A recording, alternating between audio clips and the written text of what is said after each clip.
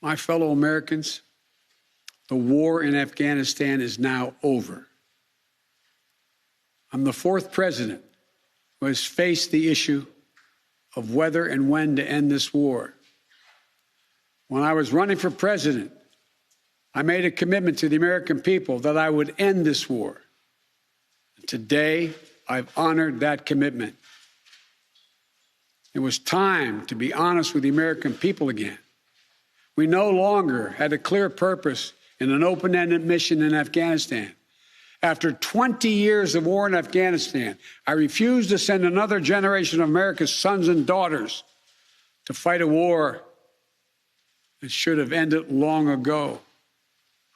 After more than $2 trillion spent in Afghanistan, the cost that researchers at Brown University estimated would be over $300 million a day for 20 years in Afghanistan, for 2 decades. Yes, the American people should hear this. $300 million a day for 2 decades. You take the number of $1 trillion, as many say, that's still $150 million a day for 2 decades.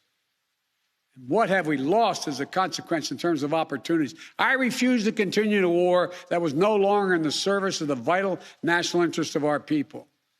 And most of all, after 800,000 Americans serving in Afghanistan, I've traveled that whole country, brave and honorable service.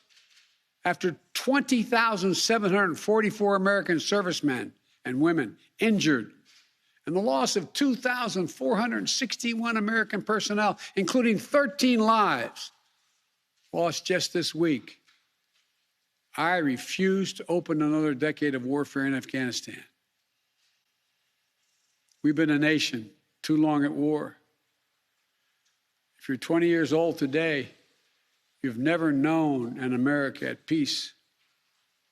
So when I hear that we could have, should have, continued the so-called low-grade effort in Afghanistan at low risk to our service members, at low cost, I don't think enough people understand how much we have asked of the 1% of this country who put that uniform on, willing to put their lives on the line in defense of our nation. Maybe it's because my deceased son, Bo, served in Iraq for a full year. Before that, well, maybe it's because of what I've seen over the years as senator, vice president, and president traveling these countries.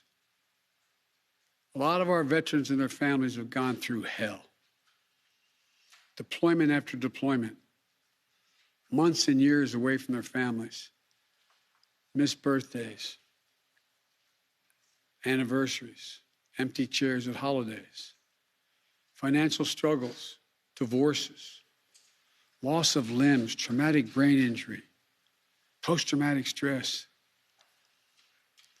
We see it in the struggles many have when they come home. We see it in the strain on their families and caregivers. We see it in the strain on their families when they're not there. We see it in the grief borne by their survivors. The cost of war they will carry with them their whole lives. Most tragically, we see in the shocking and stunning statistic that should give pause to anyone who thinks war can ever be low grade, low risk, or low cost. 18 veterans, on average, who die by suicide every single day in America. Not in a far-off place, but right here in America. There's nothing low grade or low risk or low cost about any war. It's time to end the war in Afghanistan. As we close 20 years of war and strife and pain and sacrifice, it's time to look to the future, not the past, to a future that's safer, to a future that's more secure, to a future that honors those who served and all those who gave what President Lincoln called their last full measure of devotion. I give you my word with all of my heart I believe this is the right decision, a wise decision, and the best decision for America. Thank you. Thank you, and may God bless you all, and may God protect our troops.